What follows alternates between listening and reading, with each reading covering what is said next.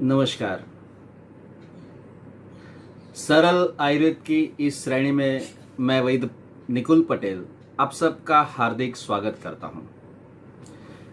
इस वर्ग के माध्यम से हम आयुर्वेद के सूक्ष्मतम जो बेसिक प्रिंसिपल है, मूलभूत सिद्धांत है, उसको हम सूक्ष्म स्वरूप से लेकिन सरल स्वरूप से समझने की कोशिश कर रहे हैं। एक के बाद एक वीडियो हम समझते जाते हैं।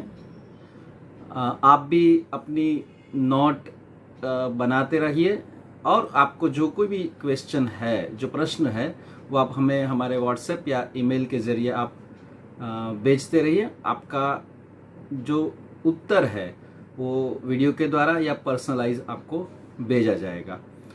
आगे बढ़ते हैं इस श्रेणी में, इस सेशन में। लास्ट सेशन में हम पार्थिव द्रव्य पृथ्वी महाभूत की बात कर रहे थे। तो पृथ्वी महाभूत वाले जो अधिकांश जो द्रव्य है, जो पार्थिव द्रव्य है, उसके गुण, कर्म और धर्म के बारे में अष्टांग हृदयकार महर्षि वाग्भट ने क्या कहा है वो देखते हैं, फिर उसको समझने की कोशिश करेंगे।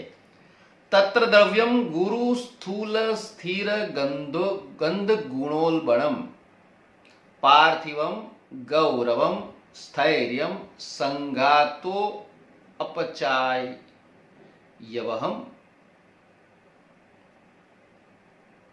अपचय, ये लास्ट वर्ड है उसमें। अष्टांग हृदय में सूत्र स्थान 9वें अध्याय में महर्षि वाग्भट ने पार्थिव द्रव्य के गुण, कर्म, धर्म क्या है ये हमें इस श्लोक से समझाया। मतलब क्या होता है, तो पार्थिव द्रव्य के पहले गुण देखते हैं। तो कौन कौन से गुण होते हैं, तो गुरुता है, स्थूलता है और स्थिरता, ये 3 गुण है। जो पार्थिव द्रव्य है वो गुरु है। पहले लेते गुरु, तो क्या है उसमें विशेष, तो जो पार्थिव द्रव्य है वो गुरु होते हैं, मतलब वजन में भारी होते हैं। चलो अभी देख लेते हैं उसको। आप कोई भी पृथ्वी महाभूत वाला द्रव्य, आप पत्थर ले लो तो वजन में भारी है, लोहा ले लो, सोना ले लो, चांदी ले लो, जो पृथ्वी महाभूत पार्थिव द्रव्य है वो सब वजन में भारी रहते हैं। दूसरी चीज लेते हैं, ये स्थूल स्वरूप में हम देखें तो लोहा ये सब देखें, पत्थर, ईंट वो भी देख लेते हैं। आगे जाएंगे तो जो प्याज समझ लो, जो पृथ्वी में प्याज है, आम है, ठीक है, केला है, गेहूं है, गुड़ है, ये सब वजन में भारी है, गुरुता है उसमें। तो पृथ्वी पार्थिव द्रव्य जो है वो गुरु गुण है, उसमें गुरुता है, जो वजन है, हैवीनेस है।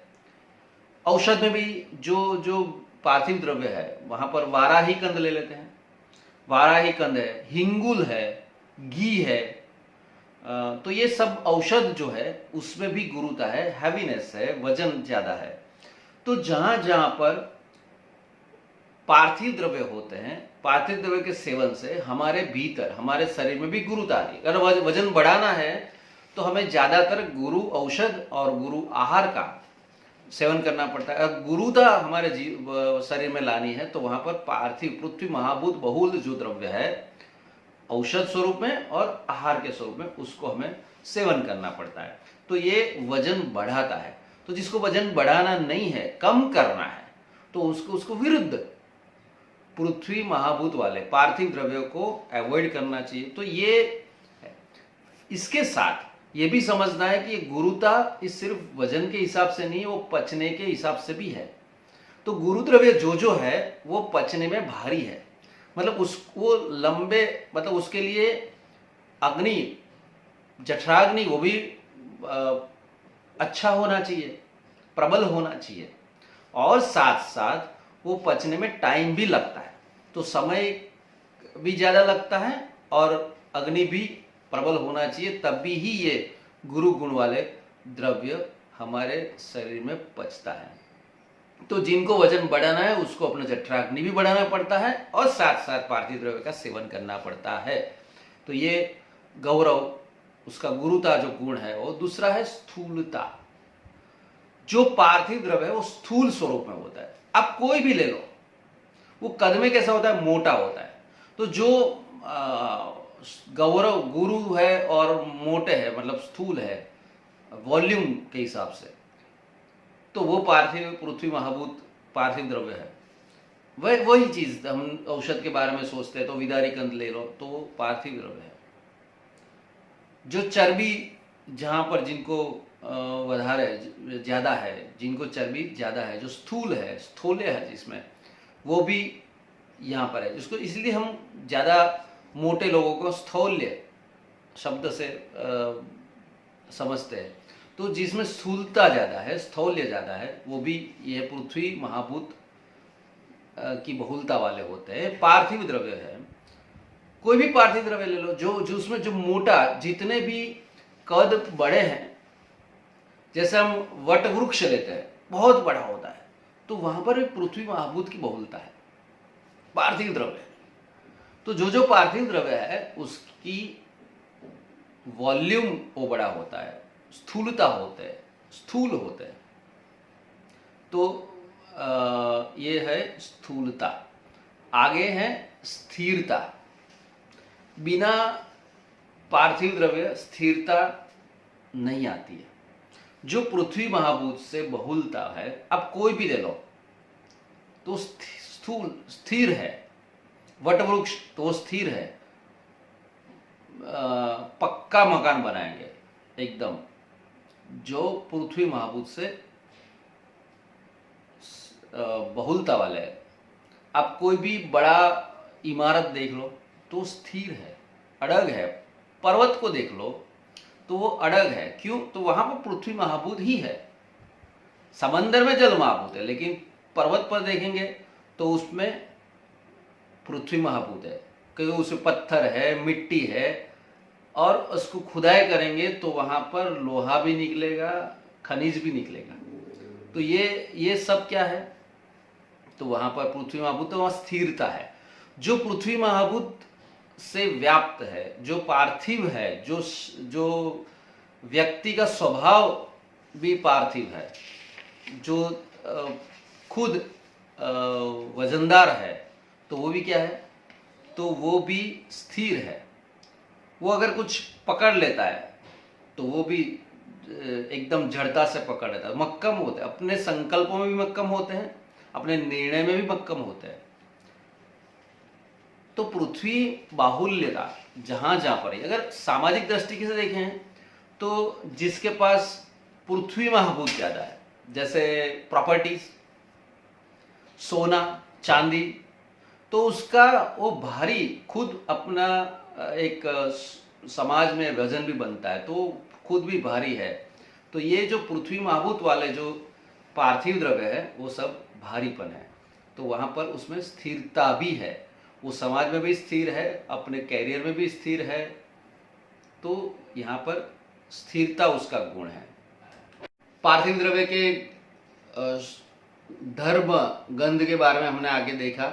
आगे बढ़ते हैं तो उसके कर्म के रेफरेंस में।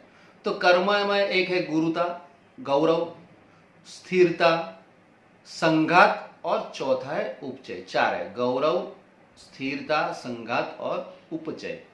तो गौरव के बारे में हमने गुरुता के उसमें देखा है।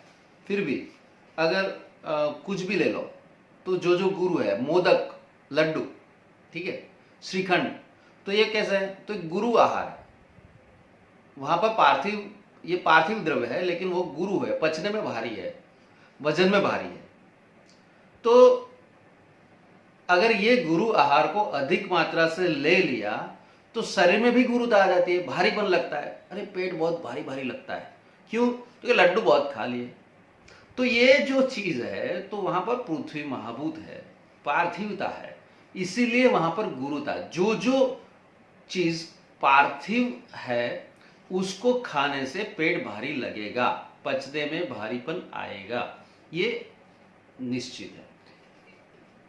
तो वो अधिक मात्रा में से ले लिया, ये सिर्फ क्वांटिटी के रेफरेंस में भी देख सकते हैं। तो अधिक मात्रा में ले लिया तो भी वो गुरुता आ जाती है, ठीक है।